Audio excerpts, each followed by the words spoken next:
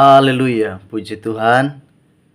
Kembali bersama dengan saya Pendeta Okstan Lalandos dalam Renungan Cahaya Injil. Saya percaya saudara pasti berada dalam keadaan yang diberkati Tuhan. Baik saudaraku, saya pada kesempatan yang hebat ini akan menyampaikan satu topik khotbah, yaitu jadilah sahabat Tuhan. Sekali lagi, jadilah sahabatnya Tuhan. Keluaran pasal 33 ayat 9 sampai dengan ayatnya yang ke-11 di sana berbunyi, apabila Musa masuk ke dalam kemah itu, turunlah tiang awan dan berhenti di pintu kemah, dan berbicaralah Tuhan dengan Musa di sana. Setelah seluruh bangsa itu melihat bahwa tiang awan berhenti di pintu kemah, maka mereka bangun dan sujud menyembah, masing-masing di pintu kemahnya. Dan Tuhan berbicara kepada Musa dengan berhadapan muka seperti seorang berbicara kepada temannya. Kemudian kembalilah ia ke perkemahan, tetapi abdinya Yosua bin Nun, seorang yang masih muda, tidaklah meninggalkan kemah itu. Baik, puji Tuhan, saudaraku, topik khotbah hari ini adalah jadilah sahabatnya Tuhan. Kita rindu tentu saya dan saudara memiliki teman siapapun. Namanya kita manusia adalah makhluk sosial, dan kita memang perlu teman. Karenanya Allah juga menciptakan manusia itu berpasangan, Adam dan Hawa. Karena Allah berkata setelah dia selesai menciptakan segala sesuatu, lalu manusia itu dibuatnya tertidur dan mengambil tulang rusuknya, dan dibentuknya lah si Hawa itu, perempuan itu, untuk mendampingi dia. Firman Allah berkata bahwa tidak baik seorang manusia itu dia hanya seorang diri. Oleh sebab itu Allah menciptakan pasangan buat dia. Betapa pentingnya seorang sahabat. Kita memiliki seorang sahabat, seorang pejabat, punya kenalan pejabat, punya kenalan orang kaya. Wah, kita luar biasa, kita bahagianya sungguh luar biasa. Tetapi kali ini kita akan lihat bagaimana saya dan saudara kita memiliki seorang sahabat yang sejati yang bernama Yesus Kristus. Tentu kita lebih bangga dong, ya. Kita memiliki sahabat, orang-orang yang ternama, terkenal saja kita udah bangga. Apatah lagi saya dan saudara memiliki sahabat yang bernama Yesus Kristus. Tentu kita lebih bangga juga. Sebagai umat Tuhan, kita tentu menyadari, saudaraku, bahwa Allah punya kerinduan yang sangat mendalam untuk menjalin persekutuan yang intim dengan manusia ciptaannya. Dalam Kejadian pasal 3 dikisahkan bagaimana Allah pada saat di waktu-waktu sejuk mendatangi manusia dalam Taman Eden itu dengan memanggil mereka, "Di manakah engkau?" Jadi kalimat "di manakah engkau" itu membuktikan bahwa Allah memang punya kerinduan untuk sebuah persekutuan, sebuah fellowship. Jadi ini sangat luar biasa. Allah punya kerinduan untuk selalu berpartner, untuk selalu bercengkrama dengan manusia. Tapi sayangnya kebersamaan dan hubungan yang intim itu rupanya tidak dijaga oleh manusia di Taman Eden, sehingga mereka jatuh dan terusir dari taman itu. Jadi Allah saja punya kerinduan untuk sebuah persekutuan, sebuah kebersamaan. Nah, saya dan saudara sebagai manusia, kita tentu membutuhkan sahabat. Yesus adalah sahabat kita, jadilah sahabatnya Tuhan. Kita perlu sahabat. Dalam Alkitab paling tidak ada 2 orang disebut sebagai sahabatnya Tuhan, mendapat julukan sahabatnya Allah, yaitu dicatat di dalam Yakobus pasal 2 ayatnya yang ke-23. Saya akan bacakan. Dengan jalan demikian genaplah nas yang mengatakan, lalu percayalah Abraham kepada Allah, maka Allah memperhitungkan hal itu kepadanya sebagai kebenaran. Karena itu Abraham disebut sahabat Allah. Sekali lagi, Abraham disebut sahabat Allah. Dengan jelas dikatakan bahwa Abraham adalah sahabatnya Tuhan. Lalu yang kedua, dalam Keluaran pasal 33 ayatnya yang ke-9 sampai dengan ayatnya yang ke-11, kita sudah baca di ayat pembuka tadi bahwa di sana dikatakan Dan Tuhan berbicara kepada Musa dengan berhadapan muka seperti seorang berbicara kepada temannya. Jadi luar biasa. Dua orang ini mendapatkan julukan sebagai sahabatnya Allah. Jadi mereka bisa berbicara kepada Tuhan layaknya teman. Sedangkan Abraham juga tidak ada yang rahasia, sehingga semua rahasia disampaikan oleh Tuhan, termasuk waktu Allah mau memusnahkan Sodom dan Gomora. Allah menyampaikan rahasia itu kepada Abraham. Jadi betapa istimewanya dua pribadi ini. Saya dan saudara, ketika kita memiliki relasi, punya teman, maka itu sangat bagus. Jadi pesan saya, mari kita berteman, perbanyak teman, perbanyak sahabat, itu sangat membantu kita. Jadi satu musuh terlalu banyak dan 1000 teman terlalu sedikit. Itu berarti tidak boleh ada permusuhan. Jangan mencari masalah, jangan mencari musuh.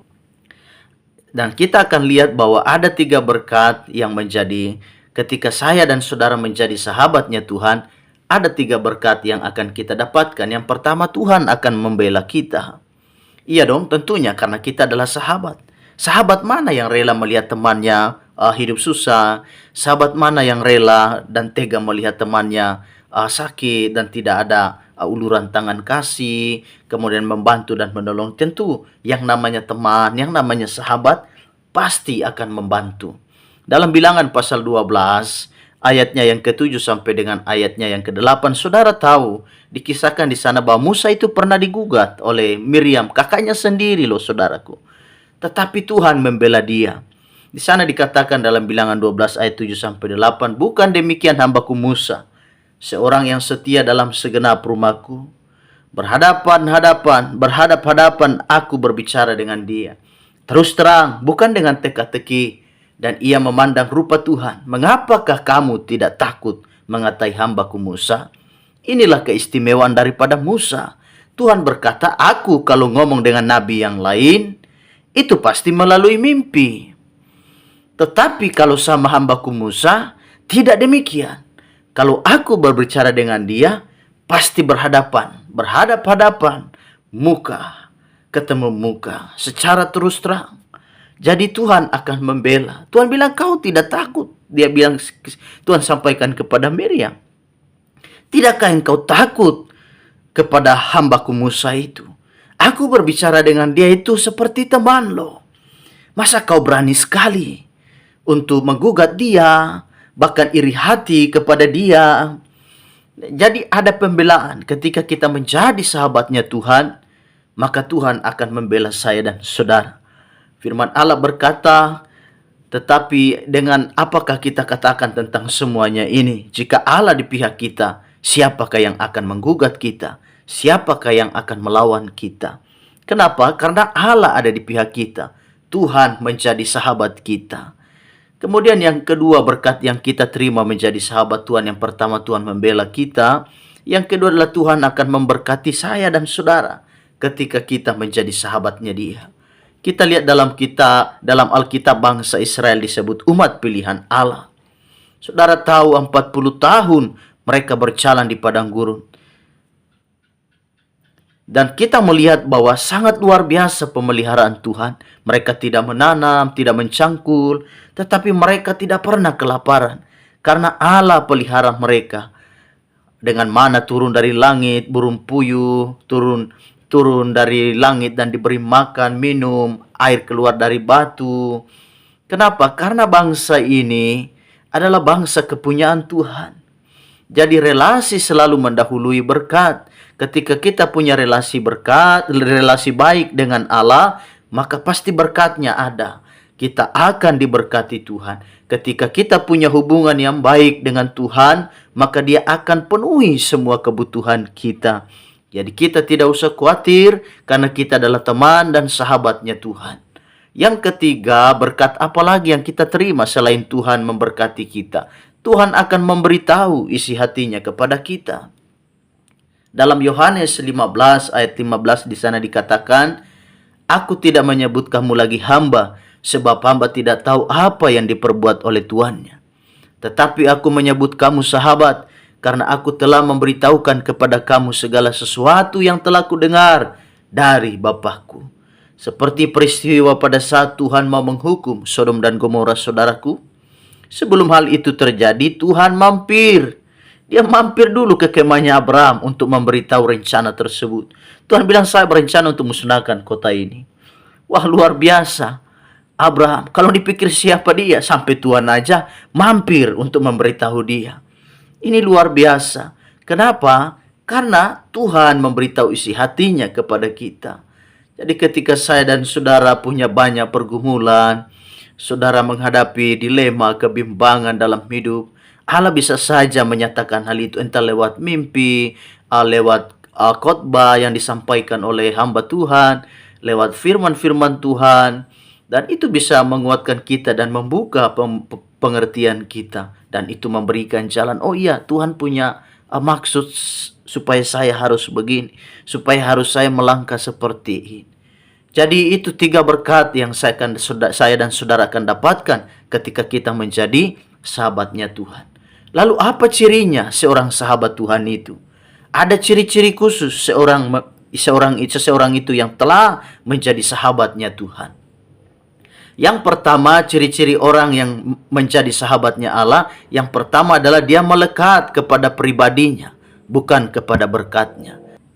Apa ciri-cirinya seseorang itu menjadi sahabatnya Tuhan?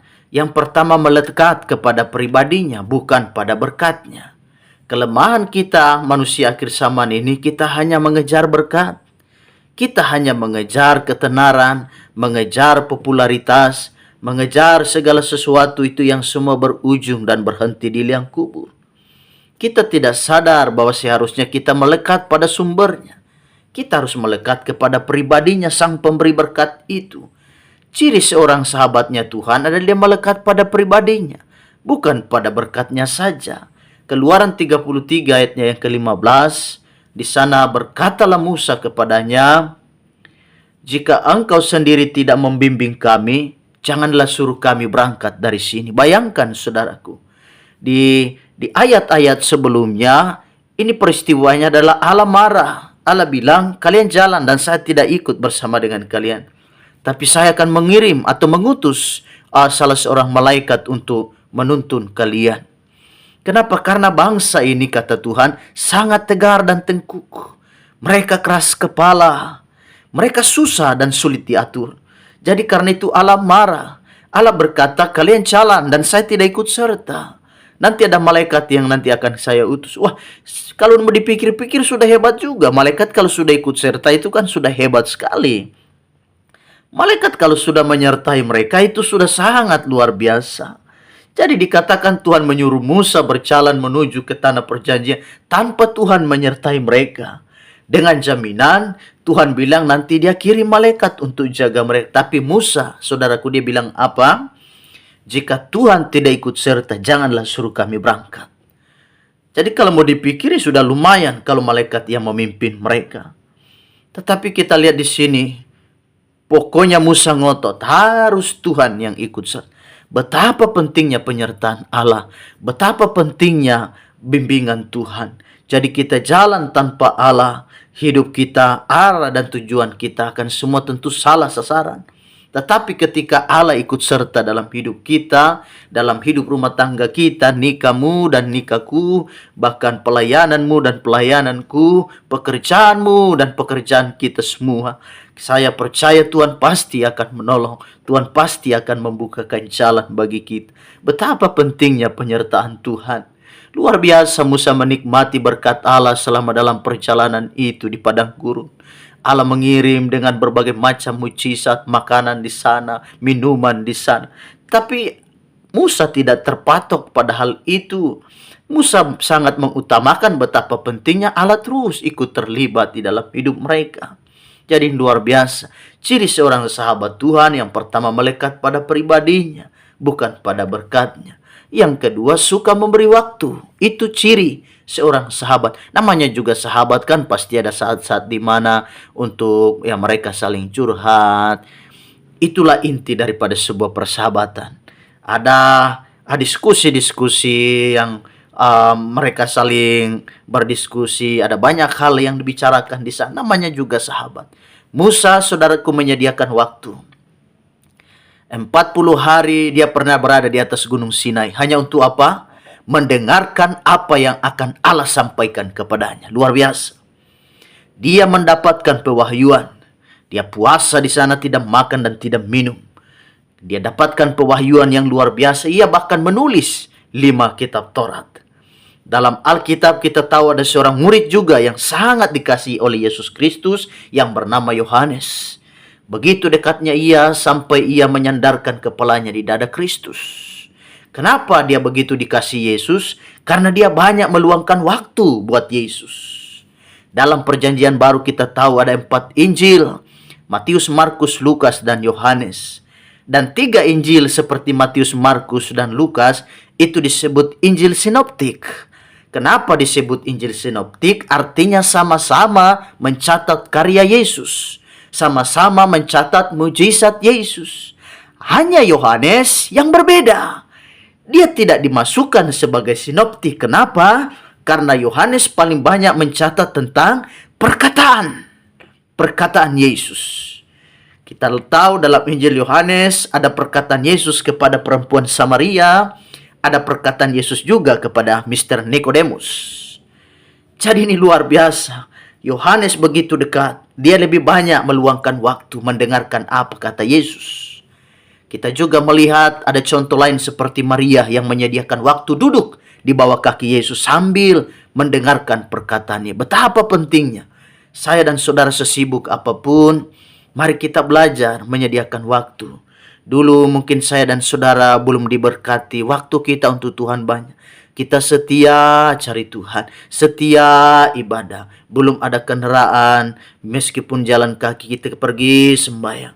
Tapi kenapa sekarang kita sudah diberkati, sudah punya ini, punya itu. Kenapa waktu kita tersita? Kenapa waktu kita untuk Tuhan tidak ada lagi? Nah, oleh sebab itu kita belajar seperti Maria. Maria menyediakan waktu. Dan kita lihat bahwa Marta dia sibuk melayani. Sampai satu kali waktu Marta marah kepada Yesus. Marta bilang, Tuhan, suruhlah Maria membantu saya. Ya, tetapi kita melihat di sini upah yang didapatkan Maria sungguh luar biasa. Kita lebih banyak meluangkan waktu untuk Tuhan. Mari sediakan waktu. Adakah waktu-waktumu hari-hari ini sedang tersita perkara-perkara dunia? Jangan sampai waktumu dengan Tuhan tersita oleh perkara dunia. Jangan. Tidak boleh perkara apapun mencuri dan mengambil waktumu dengan Kristus. Tidak boleh. Supaya kita berlayak dan mengatakan seperti Musa, jikalau bukan Tuhan yang ikut serta, jangan suruh kami jalan. Betapa pentingnya saya dan saudara meluangkan waktu untuk Tuhan. Yang terakhir, ciri daripada seorang sahabatnya Tuhan, yang terakhir adalah suka memuji dan menyembah. Jadi yang terakhir suka memuji dan menyembah. Saudara tahu bahwa Musa bukan hanya seorang pemimpin Israel. Bukan sekedar nabi, tetapi dia juga adalah seorang pribadi yang pencipta lagu yang sangat handal. Dalam Keluaran 15 ada satu kisah di sana dicatat tentang nyanyian Musa yang ditulis setelah peristiwa di mana Tuhan menenggelamkan dan membunuh seluruh bangsa Mesir di Laut Tebrau. Bahkan dalam Wahyu pasal 15 ayatnya yang ketiga sampai dengan ayatnya yang keempat di sana berbunyi, mereka menyanyikan nyanyian Musa hamba Allah dan nyanyian anak domba, bunyinya besar dan ajaib segala pekerjaanmu ya Tuhan Allah yang maha kuasa. Adil dan benar segala jalanmu, ya Raja segala bangsa. Siapakah yang tidak takut ya Tuhan, dan yang tidak memuliakan namamu, sebab engkau saja yang kudus. Karena semua bangsa akan datang dan sujud menyembah kepada engkau, sebab telah nyata kebenaran segala penghakimanmu. Itulah lagu yang telah ditulis oleh Musa dalam Wahyu pasal 15 ayat 3 sampai 4. Mereka menyanyikan lagunya siapa? Lagunya Musa. Jadi suka memuji dan menyembah. Meluangkan waktu, lalu ada pujian dan penyembahan dinaikkan. Musa adalah pribadi yang suka memuji dan menyembah Tuhan. Ini luar biasa. Nyanyian Musa ini akan kita nyanyikan di sorga nantinya. Wah, luar biasa. Kita juga pasti akan ketemu dengan Musa ya. Sungguh hebat sekali kita menyanyikan lagu-lagunya dia. Dahsyat bukan? Haleluya. Sekarang ini kita lihat ada begitu banyak sekali orang menciptakan lagu-lagu yang keren, lagu-lagu yang bagus. Banyak sekali hari-hari ini bermunculan orang-orang yang menciptakan lagu-lagu. Tapi pertanyaannya adalah apakah lagu-lagu tersebut akan kita nyanyikan di sorga atau tidak? Ya tentu kita tidak tahu kan. Nah, dalam Alkitab juga selain Musa, ada juga kawannya yang satu yang bernama Daud. Raja Daud dalam Mazmur 119 ayat 164, di sana dikatakan bahwa Daud dalam satu hari dia 7 kali memuji Tuhan. Oh, betapa luar biasa. Dia bukan seorang pengangguran sehingga waktunya kosong begitu karena dia nganggur. Dia seorang raja, punya banyak kesibukan, dia juga punya banyak hal yang harus dia kerjakan. Tetapi kita lihat bahwa seorang raja ini luar biasa, punya waktu untuk Tuhan. Apakah saya dan saudara seperti itu? Atau bahkan kita mengatakan bahwa saya hari-hari ini sibuk dan hampir tidak ada waktu untuk Tuhan. Jadi kita lihat di sini, 6 hari Allah menciptakan dunia ini. Pada hari ke-7 dia beristirahat. Kenapa dia harus istirahat? Mengingatkan kita bahwa harus ada waktu untuk cari Tuhan. Jadi ini luar biasa. Jadi saya dan saudara, kita harus menjadi sahabatnya Tuhan. Ingat, seorang sahabatnya Tuhan itu melekat pada pribadinya bukan berkatnya, lalu kemudian suka memberi waktu kepada Tuhan, kemudian suka memuji dan menyembah. Kenapa? Kalau kita berhasil mendapatkan itu, di atas tadi saya sudah katakan di awal bahwa Tuhan akan membela kita, Tuhan akan memberkati kita, dan Tuhan akan memberitahukan isi hatinya kepada kita. Jadi tetap maju terus, jadilah sahabat-sahabatnya Kristus, jadilah sahabat-sahabatnya Allah. Tuhan Yesus memberkati. Izinkan saya berdoa buat saudara. Bapa di sorga, kami berdoa dan kami punya kerinduan besar supaya hidup kami melekat kepada Tuhan. Seperti Musa dan Abraham mendapat julukan sahabatnya Tuhan. Tanpa rahasia dan bahkan tanpa batasan, tanpa apapun, Allah berbicara langsung dengan mereka layaknya teman. Oleh sebab itu Bapa di sorga, posisi-posisi semacam ini kami sangat butuhkan. Tatkala kami mengarungi berbagai macam problema hidup, rumah tangga, bahkan masa depan kami, tapi kami percaya ada Yesus sahabat yang sejati. Sahabat dunia boleh mengecewakan, sahabat dunia boleh lari dan tinggalkan kami pergi. Tetapi ada satu sahabat yang bernama Yesus Kristus, sahabat sejati, tidak pernah biarkan kami seorang diri. Terima kasih, kami bersyukur buat firman-Mu, kami terima dan kami imani. Di dalam nama Tuhan Yesus Kristus, kami sudah berdoa. Haleluya. Amin. Tuhan Yesus memberkati kita semua. Haleluya.